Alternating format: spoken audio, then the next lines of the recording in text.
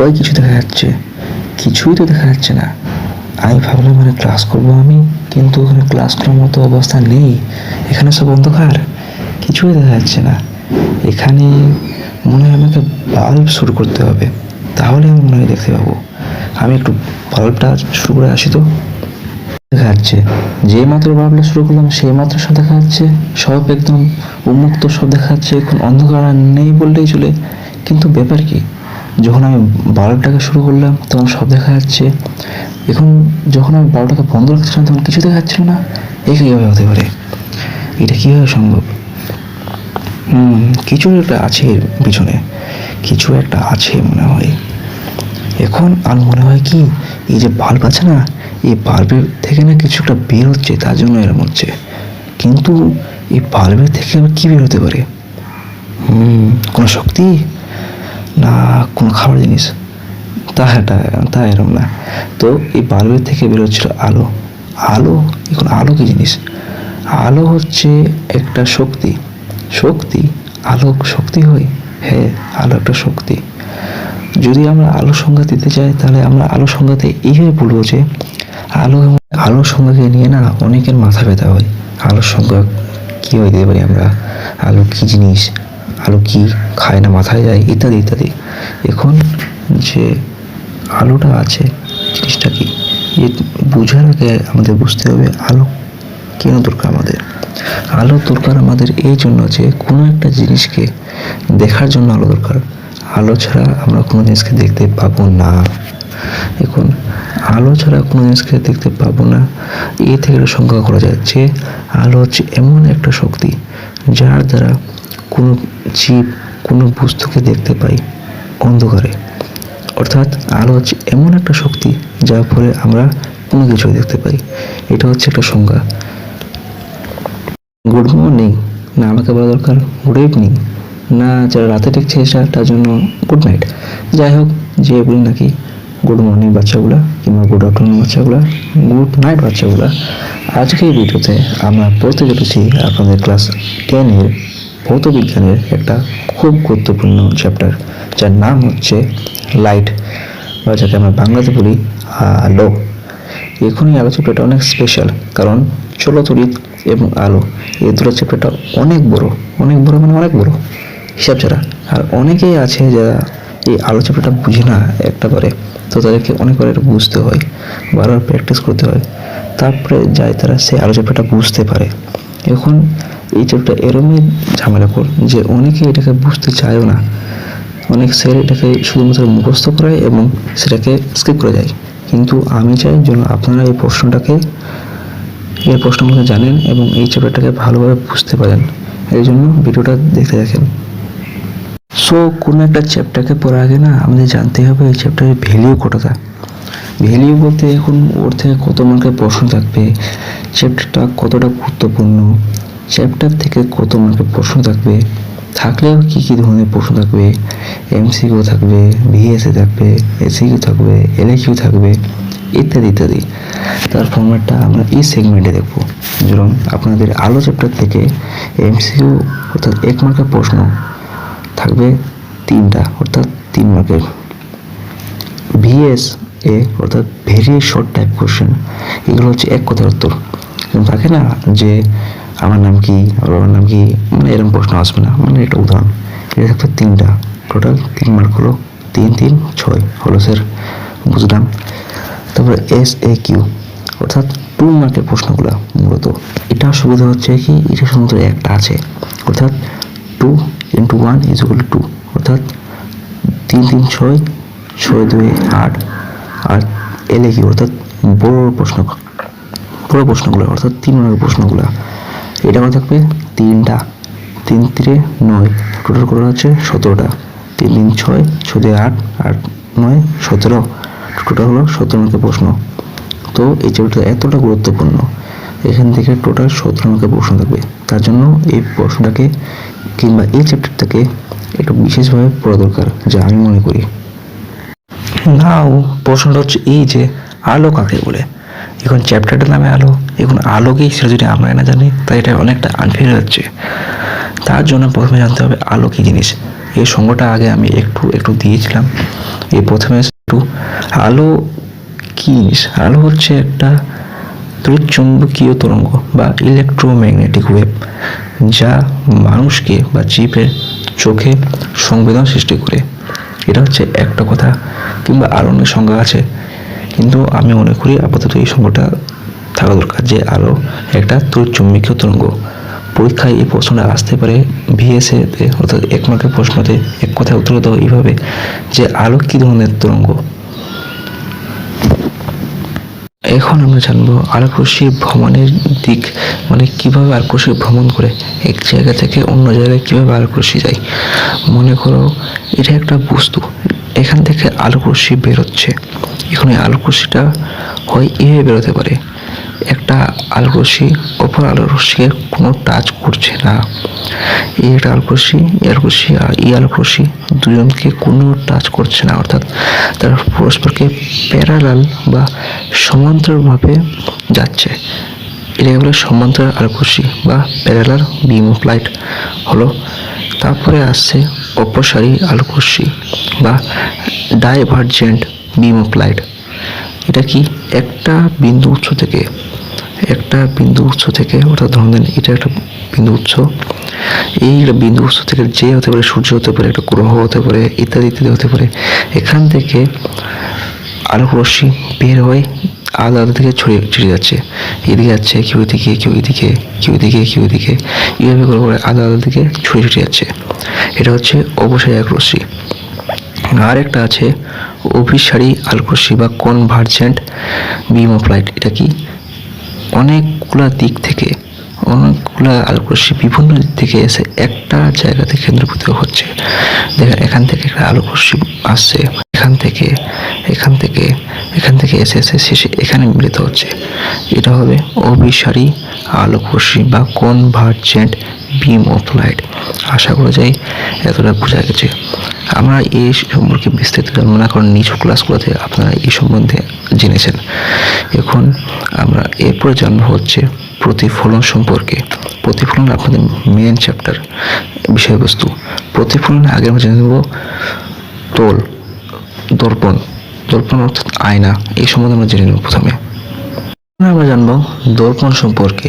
আপনাদের আলো চ্যাপ্টারে আর একটা গুরুত্বপূর্ণ টপিক দর্পণ বা মিরার।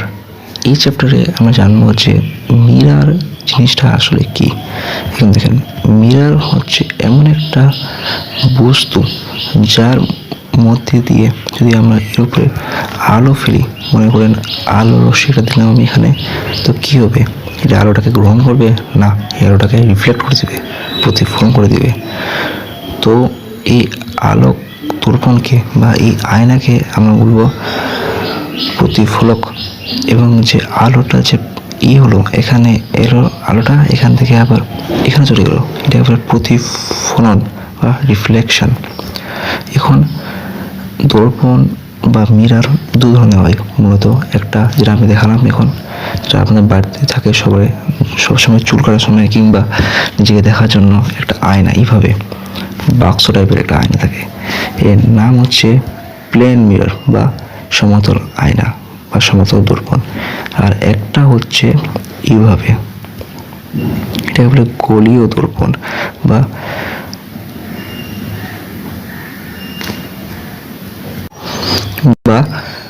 Spherical mirror. এই স্পেরিক্যাল মিরর হচ্ছে কি, কিছু না, মানে একটা আয়না যেটা একদম বাঁকিয়ে এইভাবে রয়েছে, মানে গোল টাইপে করে দিয়েছে একটা আয়নাকে এইভাবে। এটা হচ্ছে এখানে। এখন এর আবার দুটো ভাগ আছে, এই বন্ধুরও দুটো ভাগ আছে। যদি আমি একে 20 থেকে এভাবে কাটি না, তাহলে না এর দুটো ভাগ হয়ে যাবে, এইভাবে দুটো ভাগ হয়ে যাবে। এখন অনেকে বলবে স্যার এই ভাগটা একেই, কিন্তু এরকমটা না, এই ভাগ আর এই ভাগ আলাদা আলাদা। কীভাবে জেনে নেব আমরা অন্য একটা সেগমেন্টে। এখন বলছিলাম যে আলোক রশ্মিকে প্রতিফলন করার জন্য না আমাদের মেনলি 3 ধরনের জিনিস আছে। একটা প্লেন মিরর বা যাকে আমরা বলি সমতল দর্পণ। এখানে কি হয়, এই একটা দর্পণ বা আয়না, এখানে এই আয়নাতে কি হচ্ছে, এখানে এই আয়নাতে আলোক রশ্মি যাচ্ছে, সেখানে এলো, এখানে এখানে আসলো, এখানে এসে এখান থেকে আর প্রতিফলন হলো, এখানে থেকে এলো আলোক রশ্মি, এখানে টাচ খেলো, এখানে টাচ খেয়ে এখান থেকে রিফ্লেক্ট হয়ে গেলো। এটাকে বলে প্লেন মিরর। এখানে ছবি থেকে আপনারা দেখতে পাচ্ছেন এখানে আলোক রশ্মি এলো, এখান থেকে রিফ্লেক্ট হলো, তার জন্য এই ফলে এই ছবিটা হয়েছে। অর্থাৎ এখান থেকে আলোক রশ্মি গিয়ে এখানে পৌঁছালো, এখানে আবার চলে গেলো, এখান থেকে এখানে আবার।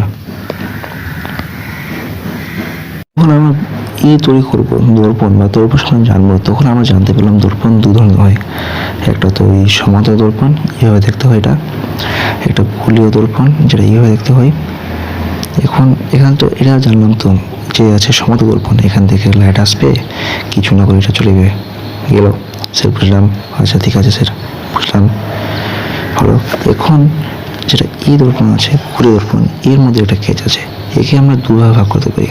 এই লাইন টানলাম আমি মধ্যেখানে, এখানে দুটো পার্ট হয়ে গেলো, দুটো পার্টিশন হয়ে গেলো। এই যে পার্টিশনটা না, এই পার্টিশনটাকে বলা হয় অবতল দর্পণ। কি বলা হয়? অবতল দর্পণ। আর যে পার্টিশনটা বা ভাগটা না, এটাকে বলা হয় উত্তল দর্পণ। কি বলা হয়? উত্তল দর্পণ। এখন এই দর্পণগুলো আলোচনা এখানে দেওয়া আছে, দেখেন ছাত্রছাত্রীরা, যে এখানে প্লেন মিরর অর্থাৎ সমান্তর দর্পণে আলোক রশ্মি পেয়ে এখানে আসলো, এখানে এসে এখানে থেকে আবার রিফ্লেক্ট হয়ে গেলো, এই গায়ে লাগলো রশ্মি, মানে এখানে এইভাবে এটা এলো, এসে এখানে গিয়ে আচ্ছা পড়লো আলোটা, এবং এখান থেকে পুনরায় রিফ্লেক্ট হয়ে চলে গেলো। এতটা হলো কাজটা। তার জন্য এটা কি হয়, এর ফলে কি আলোক রশ্মি দেখা যায়? প্রশ্ন এটা আসে যে প্লেন মিরর বা সমান্তরাল দর্পণে কি ধরনের আলোক রশ্মি দেখা যায়। তো কিছুক্ষণ আমরা আগেই পড়ছিলাম যে যদি আলোক রশ্মিগুলো এইভাবে যায়, একেবারে স্পর্শ না করে, তাহলে সেটা হবে প্যারালাল আলোক রশ্মি বা সমান্তরাল আলোক রশ্মি।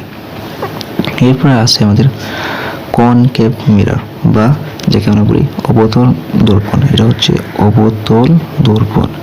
এটা কি, যখন এইভাবে একটা দর্পণ থাকে, এই দর্পণে যখন আলোক রশ্মি পড়ে, এই একটা দর্পণ অবতল দর্পণ, এখানে আলোক রশ্মি এলো, আলোক রশ্মি পড়লো, এখানে আলোক রশ্মি এখানে পড়ে কি হলো, পুনরায় সব আলোক রশ্মিগুলো এখান থেকে আবার এখান থেকে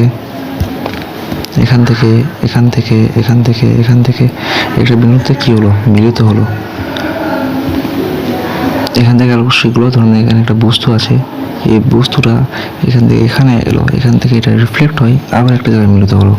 তো এবার এখানে কি ধরনের আলোক রশ্মি সৃষ্টি হচ্ছে, অভিসারী না অপসারী, এটা আপনার কাছে প্রশ্ন থাকলো। আর একটা হচ্ছে কনভেক্স মিরর বা উত্তল অংশ, সেগুলো যাচ্ছে এখান থেকে একটা আলো উৎস ধরে নেন, এখান থেকে আলোক রশ্মিগুলো এখানে এলো, এখান থেকে এসে এখানে টাচ করলো, এখানে টাচ খেয়ে সবগুলো দূরে ছুটে গেলো। তাহলে কি ধরনের আলোক রশ্মি হবে, এটা প্রশ্ন থাকলো, কমেন্টে বলবা। কনকেভ মিরর আর কনভেক্স মিরর, উত্তল দর্পণ আর অবতল দর্পণে কি ধরনের আলোক রশ্মি সৃষ্টি হয়, কিংবা আমাদের নোটস দেওয়া থাকবে, সেই নোটসের মধ্যে এগুলো প্রশ্ন উত্তর দেওয়া থাকতে পারে, নাহলে কমেন্টসে জানাবা। Thank you. হলো, তো আমরা এতটা পড়লাম। এই সেগমেন্টে এই টপিকে আমরা জানবো নতুন বিষয়, যার নাম হচ্ছে গোলীয় দর্পণের জ্যামিতি বা জিওমেট্রিয়া স্ফেরিক্যাল মিরর। অর্থাৎ একটা দর্পণ আছে বা একটা গোলীয় দর্পণ আছে, এই গোলীয় দর্পণের কী অংশ আছে তার সম্পর্কে জানবো আমরা। প্রথমত একটা গোলীয় দর্পণ নেওয়া হলো, এই গোলীয় দর্পণের যে কোনো একটা অংশ ধরলাম, তাহলে একটু এটা হচ্ছে একটা আয়না টাইপের জিনিস। এখন এখানে কি করবো, এটা উৎস, এই উৎস থেকে এখানে একটা লাইট এলো, এখান থেকে লাইট এলো, এখান থেকে আলোক রশ্মি এলো, এখন এই আলোক রশ্মিগুলো এসে কি করবে, এখন কি করবে, প্রতিফলন হবে। এটা তো ধর্ম আলো রশ্মির যে ও দর্পণে আসবে, দর্পণে এসে সেটা প্রতিফলন ঘটবে। এখন যখন এটা প্রতিফলন ঘটবে না, তখন এই আলো উৎস থেকে শুরু করে এবং যখন প্রতিফলন ঘটবে না, যদি এটাকে একটা লম্বা রেখা কল্পনা করে থাকি আমি, তাহলে এই লম্বা রেখাকে আমরা বলতে পারি প্রধান অক্ষ। এবং যদি এটা ভালোভাবে সংজ্ঞা দিই, তাহলে আমাদেরকে অনেক জানতে হবে। প্রথমে জানতে হবে এই সি জিনিসটা কি। সি দেখতে পাচ্ছেন না, এটাকে বলা হয় বক্রতা কেন্দ্র। এই সি, এটা বলা হয় বক্রতা কেন্দ্র। এখন বক্রতা কেন্দ্র কি জিনিস, বক্রতা কেন্দ্র হচ্ছে কি কোনো একটা স্পিরিক্যাল মিরর বা গোলীয় দর্পণের সেন্টার বা কেন্দ্রকে বলা হয় গোলীয় দর্পণের বক্রতা কেন্দ্র। এর অর্থ এই যে আপনারা নিশ্চয়ই গোলক দেখেছেন, গোলক থেকে অঙ্ক করেছেন, গোলকের একটা দেখা হচ্ছে কেন্দ্র, এই গোলকের কেন্দ্রটা হচ্ছে বক্রতা কেন্দ্র, আর গোলকের একটা নিচে থাকে ওটা হচ্ছে ব্যাসার্ধ বা রেডিয়াস। ওই ব্যাসার্ধ বা রেডিয়াস হচ্ছে এই আটটা। কেমন এই সি থেকে যে কোনো বিন্দু পর্যন্ত, এই সি থেকে যে কোনো একটা সি আছে, এখান থেকে শুরু করে এখানে পর্যন্ত যে যে আমরা আর ধরে একটা রেখা কল্পনা করে থাকি, উদাহরণস্বরূপ এখান থেকে ধরে এতটা, যেটাকে আমরা আর ধরি, এটা হচ্ছে কি, এটা হচ্ছে ব্যাসার্ধ বা এটা হচ্ছে এটা কি রেডিয়াস হলো। তাহলে সি আর জানলাম আমরা। এই জন্য এই এম কি আর এন কি, যখন বললাম যে একটা আলোক রশ্মি এসে এখানে পড়ে আবার রিফ্লেক্ট হচ্ছে, তখন যে দর্পণে এসে পড়ছে সেটা অবতল উত্তল যেই হোক নাকি, ও দুটা কোণ থাকবে, মানে এখান থেকে শুরু হবে না হয় এই দোকান পর্যন্ত শেষ হবে, অর্থাৎ এতটা বিস্তৃতি, এইটিকে জায়গা আবার ফাঁকা আছে হলো। এখন এম থেকে এন পর্যন্ত এই অংশটাকে বলা হয় প্রতিফলক। কি বলা হয়? প্রতিফলক। এখন ব্যাপারটা হচ্ছে কি, প্রতিফলকের যে মধ্যবিন্দু, মানে এটা তো প্রতিফলক না, এম থেকে এন, এই প্রত্যেকটা জায়গার মধ্যে, এই প্রতিটা জায়গার মধ্যে না একটা মধ্যবিন্দু আছে, মানে থাকে না এই একটা লম্বদণ্ড, এই একটা মধ্য জায়গাটা হচ্ছে এটা, ওইভাবে আলোক রশ্মি হচ্ছে এইভাবে একটা প্রতিফলক, এর মধ্যবিন্দু হচ্ছে এটা, এই মধ্যবিন্দুর নাম হচ্ছে পি, নাম হচ্ছে পি। এই পি দ্বারা দেখানো হয়। পি অর্থ হচ্ছে পোল, পোল মানে হচ্ছে মেরু। তো এবার সবাইকে রিভাইজ করা যাক। প্রথমত আমরা জানলাম হচ্ছে সি, সি হচ্ছে বক্রতা কেন্দ্র, তবে আর হচ্ছে ব্যাসার্ধ, বা যদি আরো ভালোভাবে বলি তাহলে বক্রতা ব্যাসার্ধ। তারপর হচ্ছে পি, পি হচ্ছে পোল বা মেরু। এম থেকে এন, এই এম এন এটা হচ্ছে আমাদের যে প্রতিফলক। এক্স পর্যন্ত ওয়াই, এই এক্স জিনিসটা কি, গোলীয় দর্পণের বক্রতা কেন্দ্র, এগুলো বক্রতা কেন্দ্র এবং এই মেরু, এই দুটো সংযোগ রেখাকে প্রধান অক্ষ বলে, মানে সি আর পি, সি আর পি বলতে এইভাবে, মানে এই সিটা আর এই পিটা, এই দুটোর মধ্যে যে রেখাটা আছে না, এটাকে প্রধান অক্ষ বলে। তাহলে স্যার আপনার যেহেতু সি আর পি এর মধ্যে আছে স্যার, তাহলে আপনি এটাকে বাড়িয়েছেন কেন? সুবিধার্থে বাড়াইছি তার জন্য হলো। এবং ব্যাসার্ধ বুঝলাম আমরা, ঠিক আছে, আমরা তো সব কিছু বুঝিয়ে গেলাম। যদি তাও কিছু না বুঝে থাকেন না, তাহলে চিন্তা নেই, আবার একটা না হয় ভালো করে ভিডিও বানাবো, সেখানে বুঝতে পারবেন। না হয় অনলাইনে যে দিন আসবো আমি সেদিন সবগুলো ক্লিয়ার করে দেবো। ধন্যবাদ।